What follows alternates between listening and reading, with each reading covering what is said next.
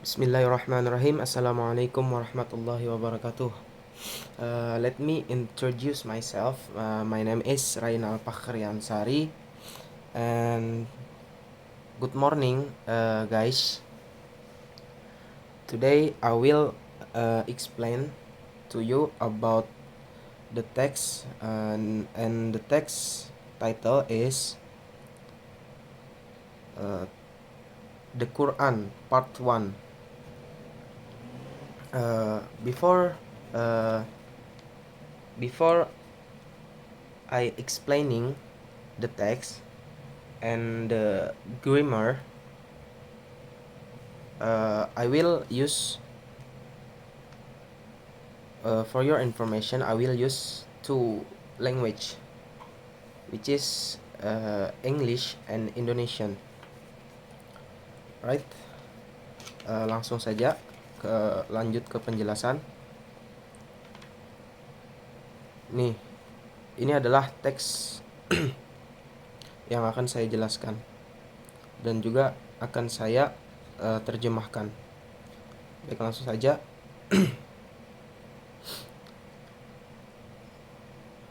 The Quran is the book of Allah. Every word of the Quran is the word of Allah. It is a book of guidance. It is preserved in its original form. Not a single word of it has been changed or lost. It is found today exactly as it was revealed to the Prophet Muhammad sallallahu alaihi wasallam. How was the Quran revealed to the Prophet Muhammad sallallahu alaihi wasallam? Allah revealed the Quran through the angel Jibril. Jibril passed on Allah's words to Muhammad sallallahu alaihi wasallam. Then Muhammad sallallahu alaihi wasallam asked his secretary to write down exactly what Jibril told him. Then the revelation was complete over a period of 23 years. Some Muslims learn the whole of the Quran by heart, but all Muslims learn part of the Quran by heart. It is preserved through memory as well as writing. It was written down from the very beginning. Allah has given His protection to it, and it will always be preserved. Nobody can change it. As was said by Allah, Allah sent it and will protect it. Nah, terjemahannya judulnya Al-Quran. Al-Quran adalah kitab Allah. Setiap kata dalam Al-Quran adalah kalam Allah. Itu adalah buku panduan. Itu dipertahankan dalam bentuk aslinya. Tidak ada satu kata pun yang diubah atau hilang. Hal ini ditemukan hari ini persis seperti yang diwahyukan kepada Nabi Muhammad SAW. Bagaimana Al-Quran diwahyukan kepada Nabi Muhammad SAW? Allah menurunkan Al-Quran melalui malaikat Jibril. Jibril menyampaikan firman Allah kepada Muhammad SAW. Kemudian Muhammad SAW meminta sekretarisnya untuk menuliskan dengan tepat apa yang dikatakan Jibril kepadanya. Wahyu itu selesai selama periode 23 tahun. Beberapa muslim mempelajari seluruh Al-Quran dengan hati, tetapi semua muslim mempelajari bagian-bagian dari Al-Quran dengan hati. Itu dilestarikan melalui ingatan dan juga tulisan. Itu ditulis dari awal. Allah telah memberikan perlindungannya untuk itu dan akan selalu dijaga. Tidak ada yang bisa mengubahnya seperti yang difirmankan oleh Allah. Allah yang mengirimnya dan akan melindunginya. Baik, lanjut ke penjelasan selanjutnya. Saya hari ini akan menjelaskan grammar in focus. Itu ada dua. There's two things, yaitu yang pertama personal pronoun, and then active and passive sentence. Oke, lanjut. Apa sih personal pronoun itu? Nah, personal pronoun itu adalah kata ganti untuk orang, hewan, benda, atau hal lainnya secara spesifik. Nah,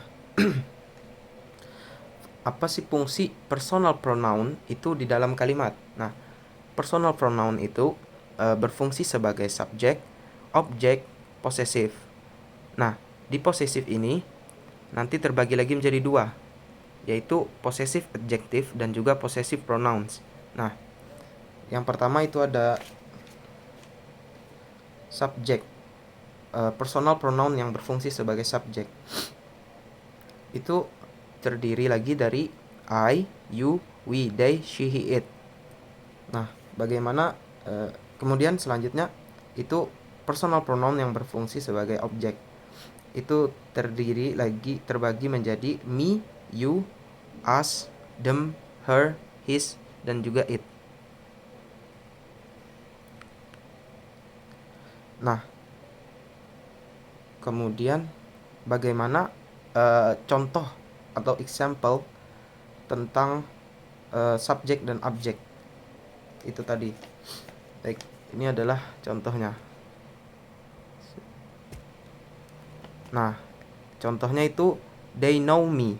Nah, they-nya ini berfungsi sebagai subjek.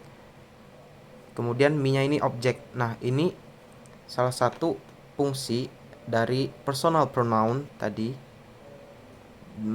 yang berguna sebagai subjek dan juga objek. Baik, selanjutnya itu tentang possessive. Nah, possessive yang pertama itu ada possessive adjective yang terdiri dari my, and then your, our, their, her, his, dan juga its.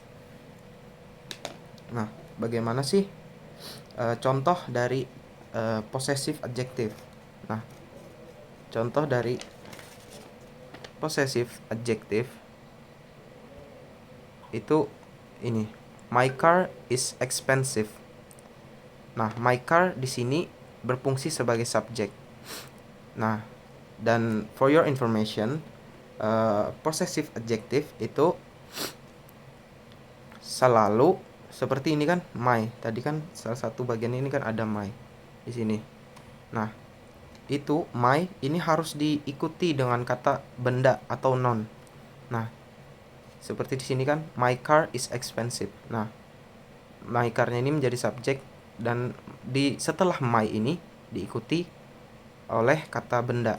Nah, kemudian apakah bisa si possessive adjective ini menjadi objek? Ya, bisa.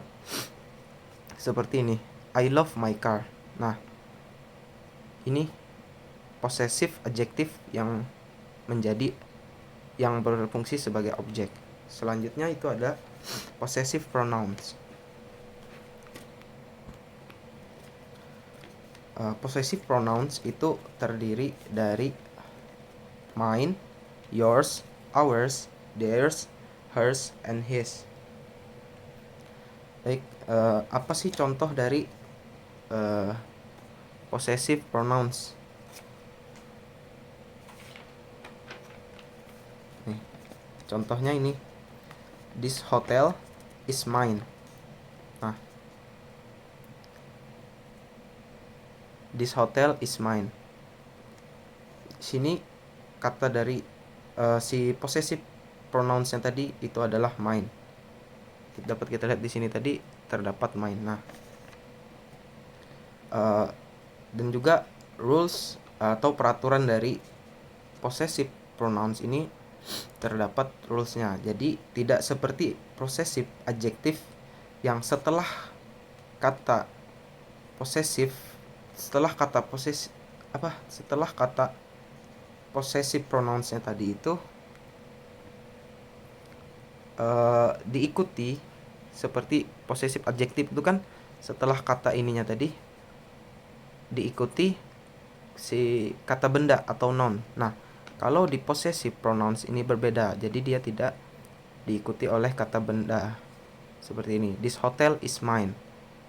Nah, tidak boleh dia ini diikuti kata benda, kecuali itu bentuknya seperti possessive adjective tadi.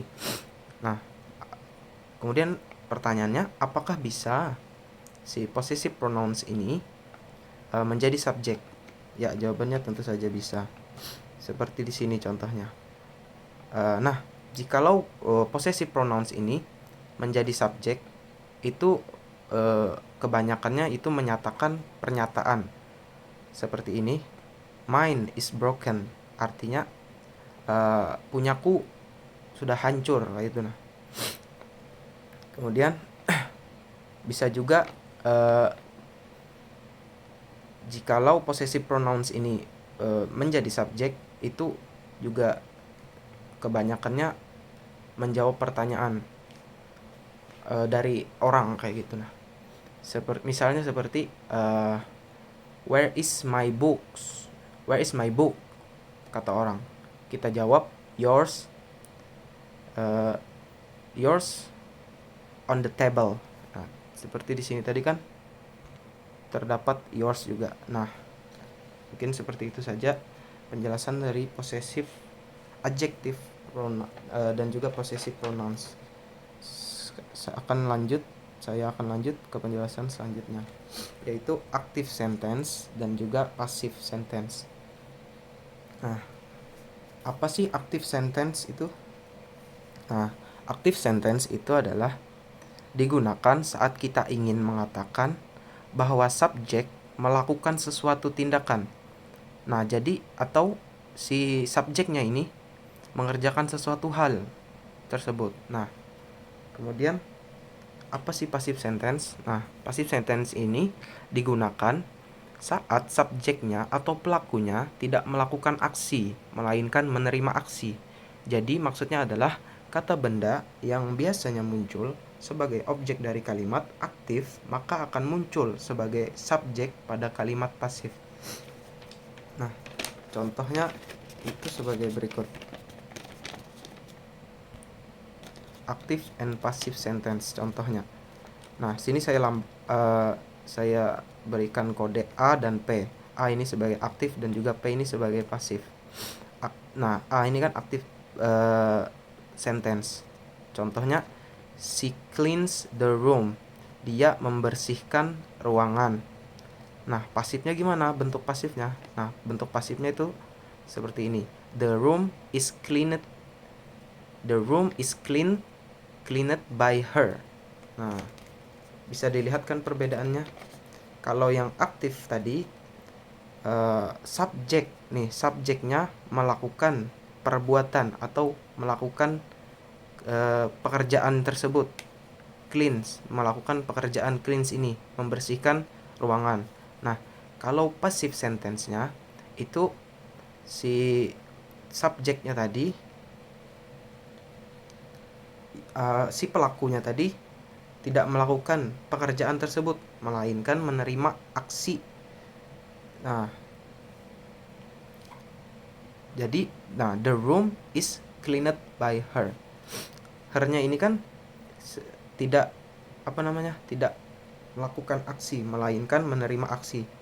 Nah, the room, ruangan itu dibersihkan oleh dia.